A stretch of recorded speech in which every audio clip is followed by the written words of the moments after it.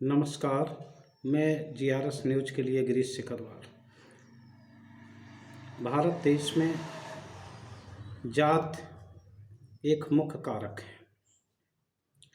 चाहे जितना भी बड़ा पद मिल जाए, मंत्री बन जाएं और भी बड़े से बड़े पद हो जाएं, चाहे प्रधानमंत्री बन जाएं, लेकिन देश में जात व्यवस्था इतनी की जड़ें इतनी गहरी हैं कि जब कभी कोई विषम परिस्थिति आती है तो व्यक्ति उसी खोल में जा घुसता है। आप ये सोचेंगे कि इस वीडियो में जात आधारित बात क्यों हो रही, उसका एक कारण मैं आप सबको बताना चाहता हूँ। अभी देश की 15वें राष्ट्रपति का निर्वाचन हुआ, जिसमें कि माननीय द्रौपदी मुर्मू जी भारी अंतर से चुनाव जीतकर राष्ट्रपति बनी। श्रीमती मुर्मू ने अपने जीवन में बहुत संघर्ष किया। वो साधारण घर की सरल सौम्य महिला हैं और राजनीति के क्षेत्र में उन्होंने पार्षद, विधायक, मंत्री, इसके बाद झारखंड में राज्यपाल पद का कुशलतापूर्वक निर्वहन किया। द्रौपदी मुर्मू भले ही साधारण घर की महिला रही हूँ, लेकिन वो गूंगी गुड़िया नहीं है। वो उन्होंने तब दिखा दिया कि जब झारखंड राज्य में रघुवर दास की सरकार थी और मुख्यमंत्री एक ऐसा विधेयक लेकर आए थे जिससे कि आदिवासी समाज को बहुत ज़्यादा नुकसान होने वाला था। बिल में ये साफ साफ लिखा था कि अब कोई भी उद्योगपति या व्यापारिक संस्थान आदिवासियों की ज़मीन को आसानी से ले सकेगा। उस विधेयक को जब कानून के लिए राज्यपाल के पास गया तो श्रीमती मुर्मू ने उसे सवाल जवाब करते हुए उस बिल को लौटा दिया। जो माननीय मुख्यमंत्री ये कारण नहीं बता सके कि आदिवासियों की ज़मीन जाने से उनको किस तरह से फ़ायदा होगा।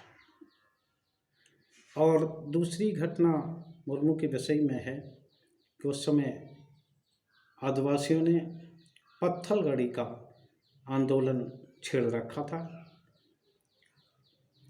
आदिवासी बहुल गांवों में सरकारी कर्मचारी, अधिकारी के जाने पर टोटली रोक लगी हुई थी।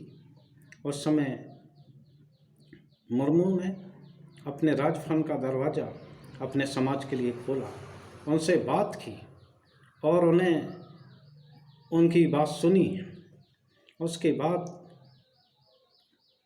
उनके ही स्वभाव का ये असर पड़ा कि जो आदिवासी समाज किसी की बात सुनने को तैयार नहीं था, वो श्रीमती मुर्मू की बात पर उसने अपने आंदोलन को वापस लिया। तो मैं ये कहना चाहूँगा कि माननीय उस समाज से आती हैं जो वास्तव में विपन्न और देश की मुख्य धारा से कटा हुआ है। राज्यपाल रहने के दौरान श्रीमती मुर्मू ने जो काम किए, अगर चर्चा उनके निर्णयों को लेकर या उनके स्वभाव को लेकर की जाती, वो राष्ट्रपति बनी हैं और ऐसे समाज से हैं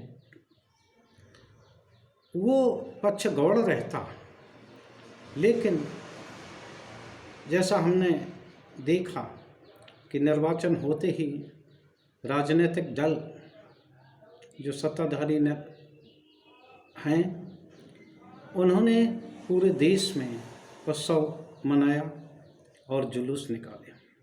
पहली बार ऐसा देखा गया कि माननीय राष्ट्रपति के चुनाव के बाद किसी राजनीतिक पार्टी ने विजय जुलूस निकाला। इसी प्रकार उत्तर प्रदेश में भी एक घटना ऐसी घटी। यहाँ के राज्य मंत्री दिनेश खटिक, जो आरएसएस से जुड़े हुए हैं और माननीय राज्य मंत्री हैं, जल शक्ति राज्य मंत्री हैं, उन्होंने किन्हीं कारणों से नाराज होकर और इस्तीफा दिया और उस इस्तीफे को सार्वजनिक भी किया। अपने इस्तीफे में उन्होंने अपने जात का उल्लेख किया कि हमारे अनुसूचित जात होने के कारण अधिकारी और कर्मचारी हमारी बात को तवज्जो नहीं देती और कैबिनेट में भी उन्हें पर्याप्त उनकी बात किसी फोरम पर सुनी नहीं जाती और अधिकारी उनकी सिफारिशों को गंभीरता से नहीं लेते। ये सही बात है कि राज्य मंत्री पर काम कुछ है नहीं, वो केवल नाम के मंत्री हैं और लेकिन वो अपनी बात को एक फोरम पर रख सकते थे, मुख्यमंत्री से मिलकर या पार्टी और उच्च जो पदाधिकारी राष्ट्रीय अध्यक्ष जी हैं उन्हें बताया जा सकता था, लेकिन उन्होंने इसके बजाय अपनी जात को आड़ ली। उसी प्रकार जब कोई अनुसूचित जात का व्यक्ति विभिन्न मामलों में अगर दोषी ठहरा जाता है तो वो निश्चित तौर पर अपने जाति खोल में घूमता है।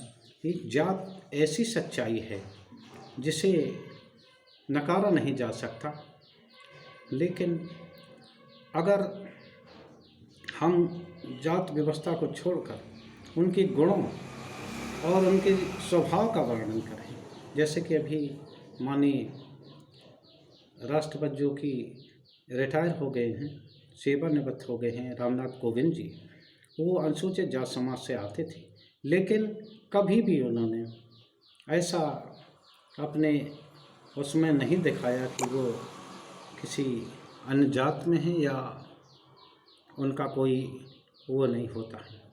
तो हमारा ये मानना है कि आप इतने बड़े पद पर पहुंच चुके हैं तो आपको जात विहीन समाज की ओर जाना चाहिए, ना कि पुनः उस जाति खोल में घुसना चाहिए। आप जब बनाए गए तो तब आपने नहीं कहा कि मुझे फलाने जात का होने के बावजूद हमें सम्मान दिया गया, लेकिन जैसे ही आप किसी मामले में दोषी या आरोपित ठहराए जाते हैं आप तुरंत जाति खोल में घुसते हैं। आशा है कि आप सभी लोगों को ये वीडियो पसंद आएगा।